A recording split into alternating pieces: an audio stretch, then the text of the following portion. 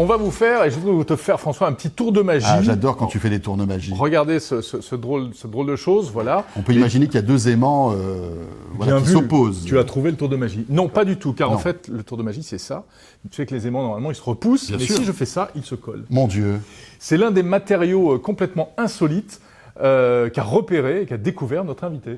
Quentin Hirsinger est avec nous. Bonjour. Bonjour. Je ne sais pas si c'est comme ça qu'on prononce votre nom. À l'alsacienne, ça sera Hirsinger, et sinon, à la parisienne, Hirsinger. C'est vraiment comme vous voulez. C'est comme vous voulez, au choix. Donc voilà. Alors, vous êtes le fondateur de Matériaux, avec un O.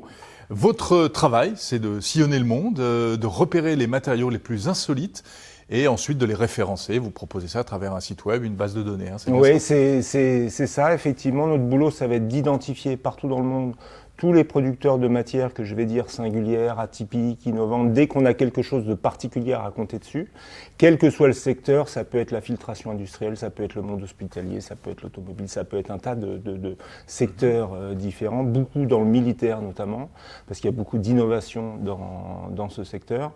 Et donc on identifie ces matières bizarres, on va créer des fiches sur la base de données pour expliquer globalement pourquoi on a référencé ça, et ensuite on propose ces milliers de matières à des gens qui sont dans des secteurs de création. Donc ça va être architecture, design, mode, événementiel, packaging, PLV, scéno, cosmétique, et industrie donc, du luxe, monde automobile, etc. Les professionnels qui nous regardent. Évidemment. Mais c'est là où j'étais assez content lorsqu'on a créé la structure, c'est que j'avais peur que ce soit perçu avant tout comme un service pour des archis intérieurs, parce que souvent le concept de matériothèque, on se dit que c'est pour ce type de secteur.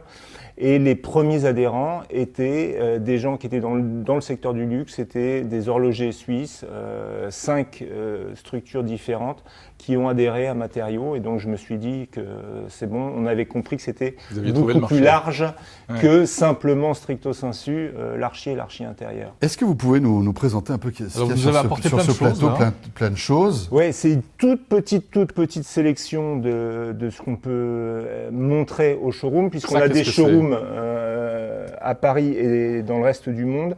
Ça, on en a beaucoup parlé il y a 4-5 ans, c'est le traitement de surface le plus noir du monde. Il n'y a pas plus noir que ce traitement de surface.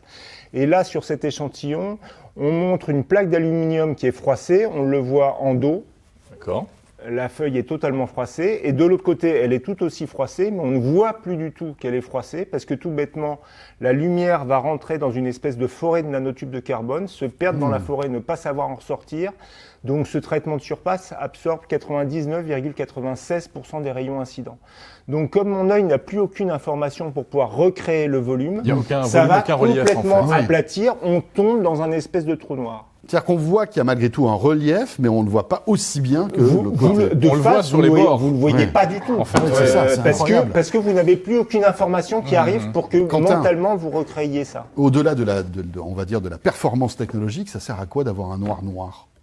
C'est une quête depuis très très longtemps dans des secteurs très pointus, dans l'astronomie, dans la photographie ou dans le militaire à nouveau, parce que tout bêtement, quand vous avez des lunettes de visée nocturne à infrarouge, il est nécessaire que l'intérieur du tube soit parfaitement opaque, sans aucun phénomène de réflexion.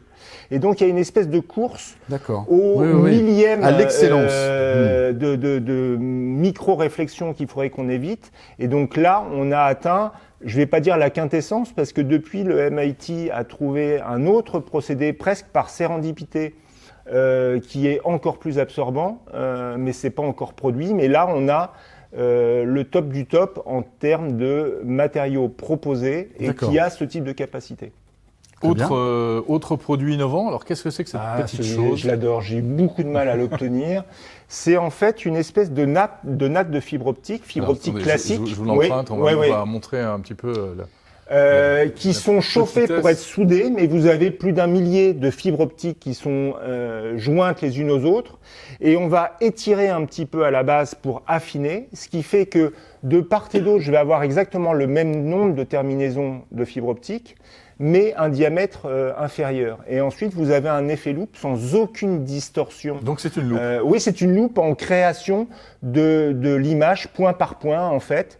Et donc ensuite, vous avez quelque chose qui est reproduit agrandi, ou alors, si on le tourne dans l'autre sens, qui est rétréci, mais sans aucune distorsion. Et ce qui est impressionnant, c'est la lumière, c'est-à-dire que ça conserve la lumière, on aurait pu Oui, imaginer parce qu'en que... fait, on a presque l'impression, lorsqu'on le pose sur une carte de visite, que par exemple, il y a un principe d'éclairage. Il y a un éclairage intérieur. Alors que c'est simplement que comme c'est de la fibre optique, la lumière rentre et sort sans aucun problème.